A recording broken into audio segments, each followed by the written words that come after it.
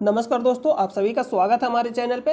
तो आइए हम लोग सीधा वीडियो को शुरू करते हैं। और चैनल पे पहली बार आए तो वीडियो को पूरा जरूर देखें। और इसका पीडीएफ आपको टेलीग्राम चैनल पे प्रोवाइड कर दिया जाता है, जिसका लिंक आपको वीडियो के डिस्क्रिप्शन में मिल जाएगा, या आप टेलीग्राम चैनल में जाकर सर्च कर सकते हैं स्टडी लिंक पीडीएफ, वहाँ से भी जाकर आप ज्वाइन हो सकते हैं। तो आइए हम लोग सीधा वीडियो को शुरू करते हैं। निम्नलिखित में से किसने सुरक्षा वाल्व सिद्धांत का उपयोग किया और यह राय दी कि भारतीय राष्ट्रीय कांग्रेस लॉर्ड डफरिन के दिमाग की उपज थी? मतलब यह कथन किसका? तो Mahatma Gandhi, A O. Hume, Lala Lajpat Rai, Jawaharlal Nehru. A O. Hume most important. Congress की स्थापना किसने किया? ए.ओ. ह्यूम। ए.ओ. ह्यूम, यहां पे लिखिएगा डेट 28 दिसंबर 1885। लेकिन आपको छोटा डेट याद नहीं रखना, आप याद रखिएगा 1885 में कांग्रेस की स्थापना ए.ओ. ह्यूम के द्वारा किया गया था। ठीक है। और पहला अध्यक्षता किसने किया? बैमेश चंद्र बनर्जी, ये भी याद रखिएगा। पहला अध्यक्षता किसने किया? बैमेश चंद्र बनर्जी। और दूसरा और प्रथम पारसी अध्यक्ष दादा भाई नौरोजी। और दादा भाई नौरोजी को वायुवृत्त पुरुष के नाम से भी जाना जाता है। धान निष्कासन का सिद्धांत किसने दिया? दादा भाई नौरोजी। ये सब सारा प्रश्न आपसे पूछा जाएगा, तो आप याद रखिएगा। और पहला अंग्रेज अध्यक्ष पूछा जाएगा। पहला अंग्रेज अध्यक्ष पूछेगा, कांग्रेस का पहला अंग्रेज अध्यक्ष कौन था? ये आपसे पूछा जाएगा। तो आप इसका आंसर कमेंट बॉक्स में बताइएगा, हम आपको लास्ट में बताएंगे इसका आंसर। तो यहां हो जाएगा इसका आंसर। तो सबसे पहले इसको जानने से पहले हम लोग देखेंगे कुछ जो इंपॉर्टेंट है। कांग्रेस की स्थापना पर लोगों का मत, यानी विभिन्न लोगों ने विभिन्न मत दिया, अनेक लोगों ने अनेकों मत दिया। तो उनमें से जो मोस्ट इंपॉर्टेंट है, जिसको हम टिक आउट करेंगे, उसको आप नोट कर लीजिएगा जरूर, मतलब याद रखिएगा। सभी मोस्ट इंपॉर्टेंट है। विलियम वेडरबर्न भारतीयों के असंतोष से बचने के लिए अंग्रेजों को एक अभय द्वीप, जिसको बोलते हैं सेफ्टी वॉल्व, की आवश्यकता थी, जिसके अंतर्गत कांग्रेस की स्थापना की गई। ये तो मोस्ट इंपॉर्टेंट है, इसको एक नोट करिएगा। नेक्स्ट है लाला लाजपत राय। भारतीय कांग्रेस की स्थापना का मुख्य लक्ष्य ब्रिटिश साम्राज्य को हीन भिन्न होने से बचाना था। और एक और यहाँ पे बताया था कि ह्यूम स्वतंत्रता की पुजारी थे, लेकिन कांग्रेस डफरिन के दिमाग का उपज। मोस्ट इंपॉर्टेंट है, इसको नोट कर लिया। किसने बताया था? लाला लाजपत राय के द्वारा बताया गया था। मतलब इनका ये मत था कांग्रेस के बारे में। ये मोस्ट इंपॉर्टेंट उतना नहीं है, लेकिन इसको एक बार देख लीजिए। शिशु कांग्रेस की स्थापना ब्रिटिश सरकार की एक पूर्व निश्चित गुप्त योजना थी। एनी बेसेंट मोस्ट इंपॉर्टेंट है। एनी बेसेंट भारतीय राष्ट्रीय कांग्रेस की पहली महिला अध्यक्ष, और अध्यक्षता कब की थी? 1917 में कोलकाता अधिवेशन में। पहली महिला अध्यक्ष पूछा जाएगा तो, लेकिन पूछेगा पहली भारतीय महिला अध्यक्ष सरोजनी नायडू 1925। सरोजनी नायडू 1925 कर्नाटक कानपुर अधिवेशन में अध्यक्षता की थी सरोजनी नायडू। पहली भारतीय महिला सरोजनी नायडू। सिर्फ महिला पूछा जाएगा। एनी बेसेंट 1917 का अधिवेशन, कोलकाता अधिवेशन में नोट कर लीजिएगा। और एनी बेसेंट के द्वारा ही कौन सा स्थापना किया था? होम रूल लीग का स्थापना किया गया था 1916 में। एनी बेसेंट और बाल गंगाधर तिलक जी के द्वारा किया गया था। आईएनसी, जिसको हम बोलते हैं इंडियन नेशनल कांग्रेस, का जन्म मातृभूमि के रक्षा के लिए हुआ। ये भी उतना इंपॉर्टेंट नहीं है, लेकिन एक इंपॉर्टेंट है, पूछेगा कि पहला महिला अध्यक्ष एनी बेसेंट और भारतीय महिला अध्यक्ष सरोजनी नायडू। और सरोजनी नायडू पहली महिला राज्यपाल, किसी भी राज्य की पहली महिला राज्यपाल कौन है? सरोजनी नायडू। और उत्तर प्रदेश, ये भी याद रखें। आजादी के बाद कांग्रेस को समाप्त कर दो, यह किसने मत दिया था? गांधी जी। मतलब कांग्रेस के बारे में गांधी जी का जो मत था, आजादी के बाद कांग्रेस को समाप्त कर दो। अश्विनी कुमार दत्त, ये 3 दिनों का तमाशा है। जो कांग्रेस है क्या है? 3 दिनों का तमाशा। एक इनका मत था अश्विनी कुमार दत्त का। अरविंद घोष या भीख मांगने वाला संस्था है। बिपिन चंद्रपाल या याचना संस्था। लेकिन जो अगला है मोस्ट इंपोर्टेंट, बंकिम चंद्र चटर्जी। कांग्रेस के लोगों पदों के भूखे हैं। कांग्रेस के जो लोग हैं पदों के भूखे हैं। एक इनका मत था बंकिम चंद्र चटर्जी। लॉर्ड कर्जन, कांग्रेस अपनी मौत की घड़ियां गिन रही है, और अपनी पतन की ओर लड़खड़ा रही है, मैं इसे आराम से मरते देखना चाहता हूँ। चाहती नहीं, यहाँ पे चाहता हूँ। तो ये मोस्ट इंपोर्टेंट है दो, एक बंकिम चंद्र चटर्जी, लॉर्ड कर्जन, और ऊपर जो आपको बताएं एक एनी बेसेंट याद रखिएगा, और लाला लाजपत राय और विलियम बेडनबर्ग। तो इसका राइट आंसर क्या हो जाएगा? प्रश्न पे चलते हैं हम लोग कि प्रश्न क्या बोल रहा है। निम्नलिखित में से किसने सुरक्षा बॉलीवुड सिद्धांत का उपयोग किया और यह राय दी कि भारतीय राष्ट्रीय कांग्रेस लॉर्ड डफरिन के एक दिमाग की उपज थी? तो आप यहाँ देख सकते हैं लॉर्ड डफरिन दिमाग की उपज थी। एक इनका मत था, लाला लाजपत राय। तो ऑप्शन नंबर क्या हो जाएगा? Option number C. और 1928 में जो भारत आया था साइमन कमीशन, उसी में मतलब लाला लाजपत राय का मृत्यु हो गया था, मतलब लग गया था चोट, तो उसी में क्या हो गया था? लाला लाजपत राय का मृत्यु हो गया था। जवाहरलाल नेहरू, भारत के स्वतंत्र भारत के यानी भारत के प्रथम प्रधानमंत्री जवाहरलाल नेहरू। तो मोस्ट इंपोर्टेंट है, महात्मा गांधी के बारे में आप जान ही रहे। तो नेक्स्ट प्रश्न पे चलते हैं। निम्नलिखित में से कौन सी पुस्तक मौलाना अबुल कलाम आजाद द्वारा लिखी गई थी? मौलाना अबुल कलाम आजाद स्वतंत्र भारत के प्रथम शिक्षा मंत्री, और इन्हीं के जन्म दिवस पे शिक्षा दिवस मनाया जाता है। शिक्षक दिवस अलग है, शिक्षक मतलब टीचर डे, और शिक्षा अलग है, एजुकेशनल डे मतलब एजुकेशनल डे। तो शिक्षा दिवस किनके जन्म दिवस पर मनाया जाता है? मौलाना अबुल कलाम आजाद जी का जन्म दिवस पर मनाया जाता है। क्यों मनाया जाता है? क्योंकि स्वतंत्र भारत के प्रथम शिक्षा मंत्री थे। और कब मनाया जाता है? 11 नवंबर को मनाया जाता है। तो इसको नोट कर लीजिएगा। और पुस्तक का नाम पूछ रहा है मौलाना अबुल कलाम आजाद। तो सबसे पहले आप यहाँ देखिए Maulana Abul Kalam Azad, India wins freedom, किनके द्वारा लिखा गया? मौलाना अबुल कलाम आजाद। देखिए ये है मौलाना अबुल कलाम आजाद। नेक्स्ट पुस्तक देखिए wings of fire, APJ Abdul Kalam का क्या ऑटोबायोग्राफी है। इसको नोट कर लीजिएगा, मोस्ट इंपोर्टेंट है। और नेक्स्ट है जो the god of a small thing, Arundhati Roy, Arundhati Roy ji के द्वारा लिखा गया पुस्तक है, ये भी मोस्ट इंपोर्टेंट है। और Arundhati Roy winner of the Booker prize, तो इसको नोट कर लीजिए क्योंकि मोस्ट इंपोर्टेंट है, विनर ऑफ बुकर प्राइज, इसलिए मोस्ट इंपोर्टेंट बन जा रहा। इंडिया विंस फ्रीडम किनके द्वारा लिखा गया? अब्दुल कलाम आजाद जी के द्वारा लिखा। Wings of fire APJ Abdul Kalam ji के द्वारा लिखा गया। मौलाना अबुल कलाम आजाद अलग है, और एपीजे अब्दुल कलाम, इनको क्या कहा जाता? मिसाइल मैन ऑफ इंडिया किनको कहा जाता है? एपीजे अब्दुल कलाम को। Missile women of India Tessy Thomas, rocket man of India K Sivan. तो नोट कर लीजिएगा। देखिए ये मोस्ट इंपोर्टेंट है, god of a small things Arundhati Roy ji के द्वारा लिखा गया है। नेक्स्ट है फुलरिन, इनमें से किसका अप्रूफ है? तो कार्बन का अप्रूफ है फुलरिन, मोस्ट इंपोर्टेंट है, इसको नोट कर लीजिएगा। कार्बन का अप्रूफ है फुलरिन। और इसका प्रसंस्करण कितना होता है? sp2 कार्बन का।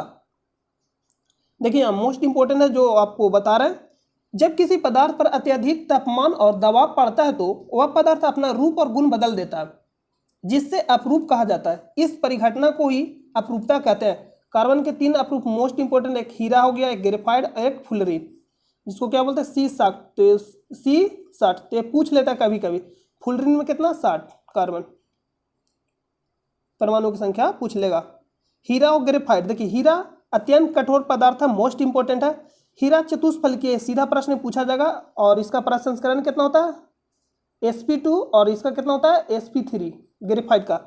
और यह मुलायम होता है, ग्रेफाइट होता है जो मुलायम होता है, ग्रेफाइट षष्ठफलकीय होता है। तो ये षष्ठफलकीय और चतुष्फलकीय पूछा जाएगा। हीरा विद्युत का कुचालक होता है, और ग्रेफाइट क्या होता है? विद्युत का सुचालक होता है। तो नोट कर लीजिएगा, मोस्ट इंपोर्टेंट, सभी प्रश्न पूछा जाएगा यहाँ से। हीरे का उपयोग आभूषण के रूप में किया जाता है, ग्रेफाइट का उपयोग शुष्क सेल में किया जाता है, काले हीरे का उपयोग शीशा काटने में किया जाता है, और ग्रेफाइट का उपयोग लेड पेंसिल बनाने में किया जाता है। जो हम लोग पेंसिल जो लिखते हैं वो क्या रहता है? ग्रेफाइट रहता है। लेड पेंसिल में लेड की मात्रा 0% होता है। लेड पेंसिल में लेड की मात्रा कितना परसेंट होता है? सीधा प्रश्न पूछे, नाम है लेड पेंसिल लेकिन लेड का मात्रा नहीं होता, यानी शीशा का मात्रा नहीं होता है। तो इस प्रश्न का जो राइट आंसर हो जाएगा ऑप्शन नंबर ए। हाइड्रोजन सबसे अधिक मतलब जो ईंधन होता है हाइड्रोजन दहनशील, नाइट्रोजन वायुमंडल में सर्वाधिक मात्रा में पाया जाने वाला, और ऑक्सीजन, ऑक्सीजन जलाने में मदद करता है लेकिन एक ईंधन ऑक्सीजन नहीं है। ये प्रश्न पूछा जाता है। भारत इलेक्ट्रॉनिक्स लिमिटेड का मुख्यालय कहाँ स्थित है? बेंगलुरु। और यहाँ इसरो का भी मुख्यालय स्थित है। इसरो का स्थापना कब हुआ? 15 अगस्त 1969। 15 अगस्त 1969 को स्थापना हुआ था इसरो का, इंडियन स्पेस रिसर्च ऑर्गेनाइजेशन। इसका स्थापना कब हुआ? 15 अगस्त 1969 को। और मुख्यालय कहाँ? बेंगलुरु, कर्नाटक में। और 1969 में ही 14 बैंकों का राष्ट्रीयकरण हुआ था। 1969 में ही, यानी 20 जुलाई 1969 को पहली बार मानव चंद्रमा पे कदम रखा, नील आर्मस्ट्रांग। मोस्ट इंपोर्टेंट है, तो इसको नोट कर लीजिएगा। और 1969 में ही दादा साहब फाल्के पुरस्कार का स्थापना हुआ था। चेन्नई, मुंबई में आरबीआई और आरबीआई एक्ट कब का था? 1934। स्थापना पूछेगा 1 अप्रैल 1935। राष्ट्रीयकरण पूछेगा 1 जनवरी 1949। और मुख्यालय कहाँ स्थित है? मुंबई में। और चीन पूछ लेता तो चीन क्या है? बंगाल टाइगर और पाम का पेड़, यानी पाम का पेड़ और बंगाल टाइगर। नई Delhi, DRDO, defence research development organisation, DRDO का मुख्यालय कहाँ स्थित है? नई दिल्ली में। और स्थापना कब हुआ था? 1 अगस्त 1958 को इसका स्थापना हुआ था। तो नेक्स्ट प्रश्न पे चलते हैं। चंपारण सत्याग्रह इनमें से किससे संबंधित है? तो चंपारण सत्याग्रह हुआ कब था? चंपारण जो सत्याग्रह था ये कब हुआ? 1917 में हुआ था। और चंपारण सत्याग्रह में एकमात्र विरोध करने वाला कौन था? विरोध, ये मोस्ट इंपोर्टेंट है, क्योंकि एकमात्र व्यक्ति था एनजी रंगा। इसको नोट कर लीजिएगा। और महात्मा गांधी को किसने बुलाया था? ये प्रश्न सीधा पूछेगा। महात्मा गांधी को चंपारण आंदोलन में किसने मतलब निमंत्रित किया था आने के लिए? ये प्रश्न पूछेगा। तो इसका आंसर आप हमें कमेंट बॉक्स में बताइए। बहुत बार आपको बताया गया। नील का खेती। और देखिए 3 काठिया प्रथा इसमें चलता था। 3 काठिया प्रथा 3/20, यानी 3 काठिया प्रथा जो था, 3 काठिया प्रथा, इसमें क्या था? 20 कट्ठा जो रहता था खेत, मतलब उस पर 3 कट्ठा पे नील का खेती करना अनिवार्य था। तो इसी को समाप्त करने कौन आए थे? महात्मा गांधी। और एक कब हुआ था चंपारण सत्याग्रह? 1970 में। 70 नहीं, 1917। और खेड़ा आंदोलन 1918। खेड़ा आंदोलन 1918। चमड़े का कपड़े मिल, देखिए नमक सत्याग्रह एक कब हुआ? 1930 में। 1930 में हुआ था, इसको नोट कर लीजिएगा। साबरमती से दांडी 12 मार्च 1930 को शुरू हुआ था और 6 अप्रैल 1930 को जाकर समाप्त हुआ था। टोटल कितने दिनों तक चला था? 24 दिनों तक चला था। इसको नोट कर लीजिए, मोस्ट इंपोर्टेंट। और डिस्टेंस पूछता है, दूरी 240 मील या 241 मील। अगर किलोमीटर में देगा तो 386 या 385 किलोमीटर। नेक्स्ट है, भारत की इनमें से किस राज्य की सीमा महाराष्ट्र की सीमा से जुड़ी नहीं है? तो ये मैप का कॉन्सेप्ट है। अगर मैप आपको याद, मतलब मैप का जो खाका है आपके दिमाग में है, तो आप इसका आंसर कर लीजिएगा। देखिए यहाँ पे है हमारे पास इंडिया का मैप। एक हो जाएगा गुजरात,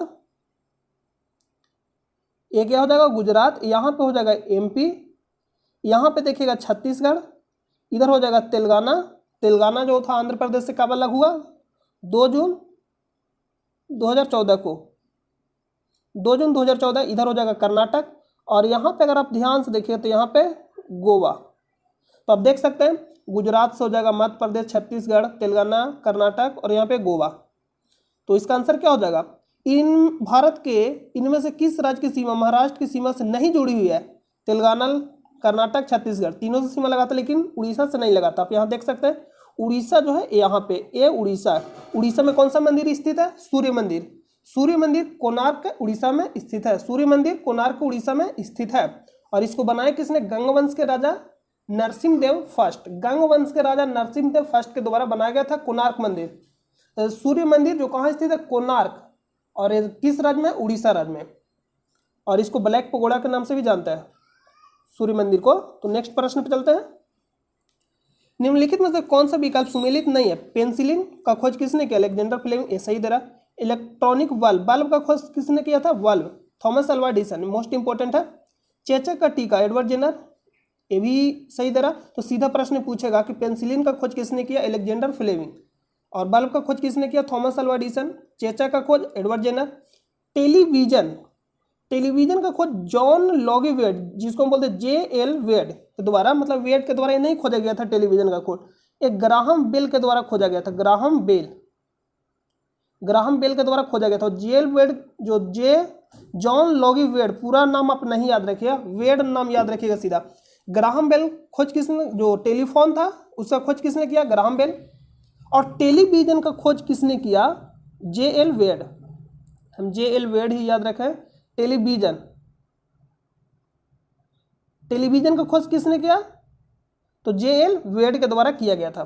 नेक्स्ट प्रश्न पे चलते हैं। तो गलत तो आप समझिए गए हो कि कौन सा होगा, ऑप्शन नंबर डी। अगला प्रश्न है, श्रेयस कार्यक्रम को डॉट की प्रक्रिया को तेज करने के लिए शुरू किया गया था। उद्योग विशिष्ट प्रशिक्षता के अवसर प्रदान करने।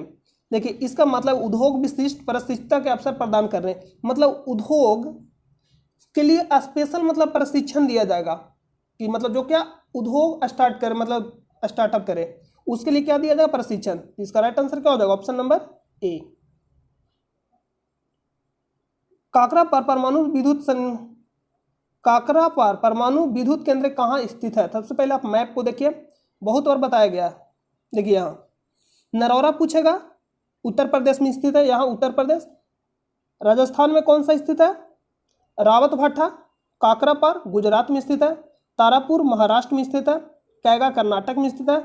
कूडनकुलम और कलपक्कम ये दोनों कहाँ स्थित है, तमिलनाडु में। और लोकेशन यहाँ पे दिया गया, तो आप इसको आराम से देख लीजिएगा। फिर से एक बार देखिए, नरौरा पूछेगा उत्तर प्रदेश, रावत भाटा पूछेगा, यहाँ पे लिख लीजिए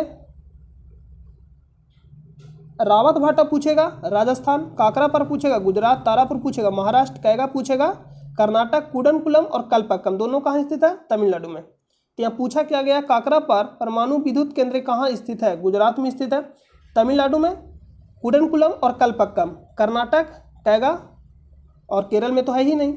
नेक्स्ट प्रश्न पे चलते हैं।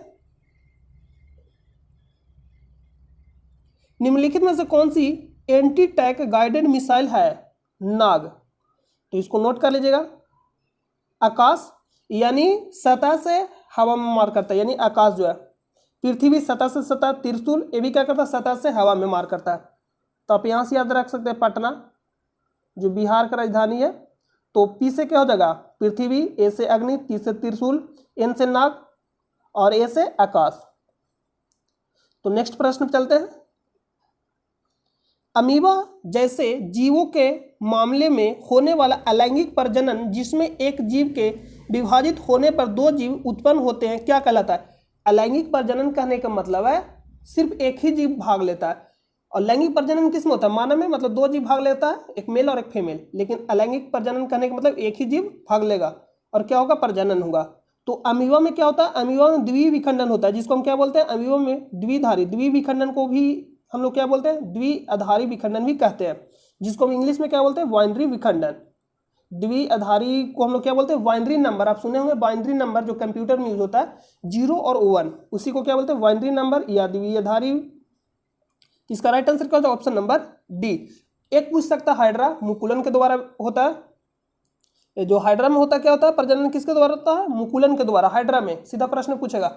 स्पाइरोगायरा में हम लोग क्या कर सकते हैं, भेद नहीं कर सकते तना, जड़, पत्ती में सब, ये सीधा प्रश्न पूछेगा। स्पाइरोगायरा जो आप कभी गए होंगे नदी किनारे या तालाब किनारे, तो देखते हैं ऊपर जो रहता है ना काय टाइप का हरा हरा, उसी को बोलते हैं। नेक्स्ट है,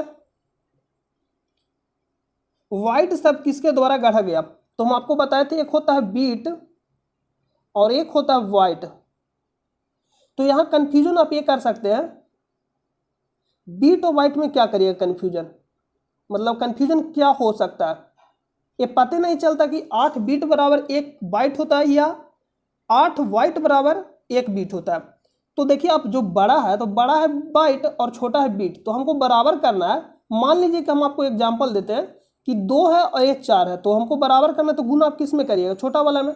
तो बस कुछ नहीं करना है, बीट और बाइट आपको लिख देना है, बराबर करना है, तो इसमें गुना कर देंगे। आपको ये तो मालूम है कि 8 होता है, तो यानी 8 बीट बराबर क्या होता है, 1 वाइट होता है। इसको आप नोट कर लीजिएगा, सीधा प्रश्न पूछेगा।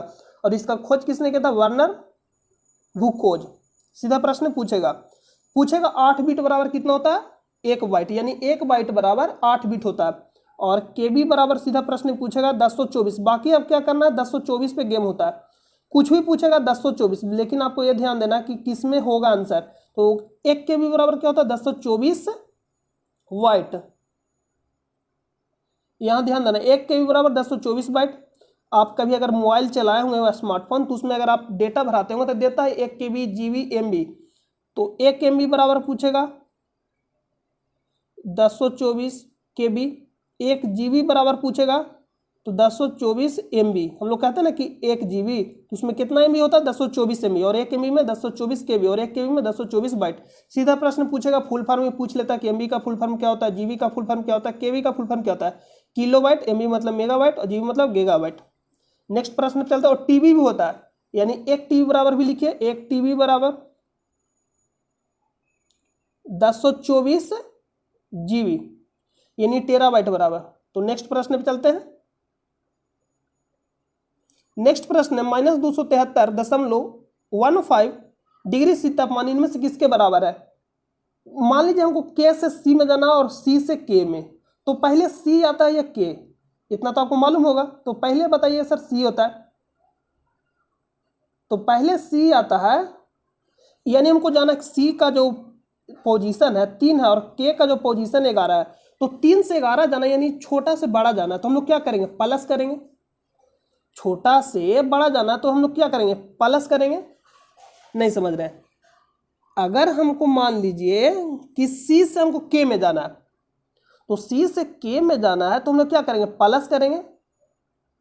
तो क्या यहां करेंगे, 273 बराबर क्या हो जाएगा 1 के, यानी अगर पूछेगा 0 डिग्री C बराबर कितना केल्विन होगा, तो इसको हम लोग क्या करेंगे, केल्विन में जाने के लिए अगर सेल्सियस से हमको केल्विन में जाना है तो क्या करना होगा, जोड़ना होगा 273, और केल्विन से मान लो 1, यानी केल्विन से हमको सेल्सियस में आना है, केल्विन से सेल्सियस में और सेल्सियस से केल्विन में। तो केल्विन में जाने के लिए हम लोग क्या करेंगे, C में 273 ऐड करेंगे, क्योंकि छोटा से बड़ा जाना। सेल्सियस में अगर दे देगा, मान लीजिए कि 0 डिग्री सेल्सियस दे देगा और पूछ लेगा कितना केल्विन होगा, तो हम लोग क्या करें, 0 डिग्री C में 273 को ऐड कर देंगे। यानी C में पूछा है और K में जाना है, तो यानी C छोटा है और K में जाना है बड़ा है, तो छोटा से बड़ा में जाना है तो ऐड करेंगे, लेकिन बड़ा से छोटा माना है तो घटाएंगे। यानी सेल्सियस में आना तो हम लोग क्या करेंगे, K माइनस 273। यहां पूछेगा कि मान लीजिए कि दे दिया 3 डिग्री केल्विन यानी 7 केल्विन या 10 केल्विन दे दिया, पूछेगा कितना C होगा, 10 केल्विन बराबर कितना डिग्री सेल्सियस होगा, तो हम लोग क्या करेंगे, इसको घटाएंगे, लेकिन माइनस में आ जाएगा। केल्विन से हमको सेल्सियस में जाना तो घटाएंगे, बड़ा से छोटा ना घटाएंगे और छोटा से बड़ा जाना जोड़ेंगे। तो आप समझ गए होंगे। तो ये तापमान इनमें से किसके बराबर होता है, 0 केल्विन के बराबर होता है, इसको नोट कर लीजिएगा। नेक्स्ट है पद्मनाभ स्वामी मंदिर इनमें से किस शहर में स्थित है। तिरुवनंतपुरम, ये स्थित कहाँ, केरल में। मैसूर कर्नाटक, मदुरई तमिलनाडु, और चेन्नई भी तमिलनाडु में स्थित है। नेक्स्ट है निम्नलिखित में से किसने ओलंपिक में सर्वाधिक पदक जीते हैं। नाम क्या है, देखिए यहाँ तो आप इमेज देख लिए होंगे, इनका नाम क्या है और ये कहाँ के हैं, अमेरिका के। और एक प्रकार यहाँ नहीं लगाएंगे, ये तैराक है, अमेरिका के क्या है, तैराक, और सबसे ज्यादा मेडल जीतने वाले यानी पदक। टोटल कितना, 82, टोटल 82, इसको नोट करिएगा, टोटल 82 पदक। और इसमें से अगर बात करेंगे तो 65 गोल्ड है और 14 सिल्वर, और बाकी कितना बचा, 3 ब्रॉन्ज। तो इसको नोट कर लीजिएगा। और ये कहाँ का, नाविक है और अमेरिका के तैराक है। तैराक, नाविक नहीं, नाविक अलग हो जाएगा, तैराक है। निम्नलिखित में से किसने ओलंपिक में सर्वाधिक पदक जीते। नाम क्या है, Michael Phelps. Option number A right हो जाएगा। टोटल पदक कितना, 82, gold medal 65, 14 silver, 3 bronze. Yellowstone national park कहाँ स्थित है। येलो स्टोन नेशनल पार्क कहाँ स्थित है, यूएसए में। और यूएसए में ही कहाँ, यूएसए में ही 1893, याद करिए 1893 स्वामी विवेकानंद कहाँ गए थे, शिकागो में विश्व धर्म सम्मेलन में स्वामी विवेकानंद 1893 में ही कहाँ गए थे? शिकागो, जो कहाँ पड़ता है? अमेरिका। कनाडा, कनाडा हो जाएगा क्षेत्रफल की दृष्टि से, समझ रहे हैं? दूसरा सेकंड। और पहला रसिया यानी रूस। स्पेन, स्पेन आपको बता रहे हैं जो जिब्राल्टर संधि उसके ऊपर स्पेन है, जहाँ COP 25 का आयोजन हुआ मैड्रिड स्पेन में। फ्रांस, पेरिस फ्रांस, और पेरिस जो स्थित है कहाँ स्थित है? सीन नदी के किनारे। पेरिस जो स्थित है सीन नदी के किनारे। तो सीधा प्रश्न पूछेगा। तो नेक्स्ट प्रश्न पे चलते हैं। लोकेशन देख लीजिए आप। देखिए यहाँ पे है उत्तरी अमेरिका महादेश में यूनाइटेड अमेरिका यहाँ पे है, और एक क्यूबा है, और यहाँ पे युकाटन चैनल क्यूबा और मेक्सिको के बीच, इसको नोट कर लीजिएगा। एक कनाडा हो जाएगा। यूनाइटेड स्टेट जिसको हम अलास्का बोलते थे, पहले था रूस के कंट्रोल में, अब कहाँ आ गया? अमेरिका के कंट्रोल में, इसको नोट कर लीजिएगा। क्षेत्रफल की दृष्टि से सबसे बड़ा राज्य नहीं देश, क्षेत्रफल के दृष्टि से सबसे बड़ा देश रसिया, दूसरा कनाडा। नेक्स्ट प्रश्न है, निम्नलिखित कथनों में से कौन सा सही नहीं है? सौरमंडल 2-3 बिलियन वर्ष पुराना। मान लीजिए आपको मालूम नहीं है, अगला प्रश्न पढ़ेंगे, मतलब अगला ऑप्शन, बुध ग्रह सूर्य के सबसे निकट ग्रह है, ये सही दे रहा है। ए आपको मालूम नहीं हो सकता पहला ऑप्शन, लेकिन जो सेकेंड दे रहा है ये आपको मालूम होना चाहिए।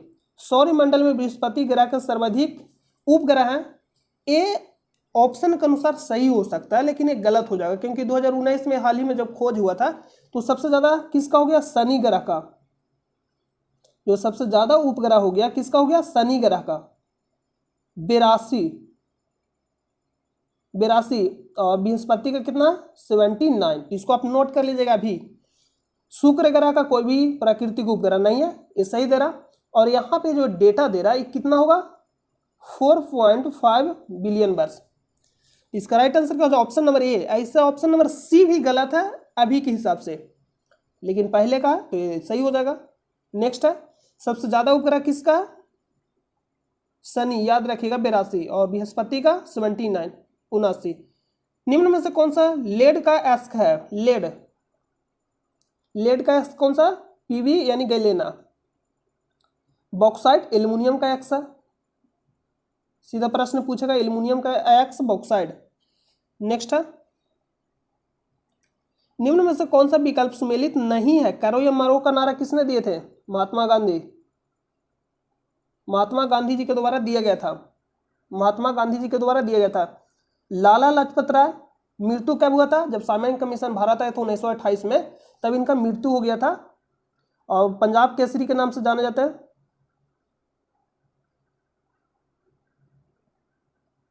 पंजाब केसरी, नोट कर लीजिए। इनकलाब जिंदाबाद, भगत सिंह। स्वराज मेरा जन्म सिद्ध अधिकार है, बाल Gangadhar Tilak. Home rule league का स्थापना 1916। तुम मुझे खून दो मैं तुम्हें आजादी दूंगा, सुभाष चंद्र बोस। नोट कर लीजिएगा 1939 में फॉरवर्ड ब्लॉक की स्थापना किए थे सुभाष चंद्र बोस, और ये कब दिए थे नारा? 1943 में। नेक्स्ट है, हल्दी घाटी का युद्ध कब लड़ा गया था? 1576 में। अकबर और महाराणा प्रताप, अकबर और महाराणा प्रताप के बीच लड़ा गया था। कब लड़ा गया था? 1576 में। महाराणा प्रताप जीत गया था। नेक्स्ट है, सीधा प्रश्न पूछेगा, हल्दी घाटी का युद्ध कब लड़ा गया? 1576। किसके बीच? अकबर और महाराणा प्रताप। डॉट आंदोलन को अगस्त क्रांति के रूप में जाना जाता है। भारत छोड़ो आंदोलन कब हुआ था? 8 अगस्त 1942। खिलाफत आंदोलन 1919 से 1920। Home rule league 1916। Annie Besant, बाल गंगाधर तिलक। स्वदेशी आंदोलन 1907, यानी 7 अगस्त 1907 को स्वदेशी आंदोलन, यानी स्वदेशी अपनाओ विदेशी को बहिष्कार करो। नेक्स्ट है, राष्ट्रीय पर्यावरण अभियांत्रिकी अनुसंधान संस्थान कहाँ स्थित है? नागपुर। और स्थित कहाँ? महाराष्ट्र में। इसको नोट कर लीजिएगा। नैनीताल, पुणे, इंदौर, ये सब आपको मालूम होगा। इंदौर एमपी हो जाएगा, पुणे हो जाएगा महाराष्ट्र, नैनीताल उत्तराखंड। तो इसका राइट आंसर क्या हो जाएगा? Option number D right answer हो जाएगा। नेक्स्ट प्रश्न पे चलते हैं। और महाराष्ट्र में कौन सा नेविगेशन यंत्र है? ये आपको कमेंट बॉक्स में बताना है। तो अगला प्रश्न पे चलते हैं। और आपको हम बताए थे कि चंपारण सत्याग्रह जो कब हुआ था 1917 में, महात्मा गांधी को किसने बुलाया, मतलब किसने आमंत्रित किया था? राजकुमार शुक्ले। इसको नोट कर लीजिएगा। 1917। और इसका आंसर आपको बताना महाराष्ट्र में कौन सा नाभिकीय संयंत्र है? 1917 राजकुमार शुक्ले। राजकुमार शुक्ले। नेक्स्ट प्रश्न पे चलते हैं। नेक्स्ट प्रश्न समाप्त हो गया। तो हम उम्मीद करते हैं कि आपको यह वीडियो अच्छा लगा होगा, और चैनल पे नए तो आप चैनल को सब्सक्राइब जरूर कर लें और अपने दोस्तों पास भी शेयर कर दें। और इसका पीडीएफ चाहते हैं तो टेलीग्राम चैनल से जाकर ज्वाइन हो जाइएगा। तो अच्छे से पढ़ते रहिए, घर पे रहिए, सुरक्षित रहिए। मिलते हैं नेक्स्ट वीडियो में, तब तक के लिए नमस्कार।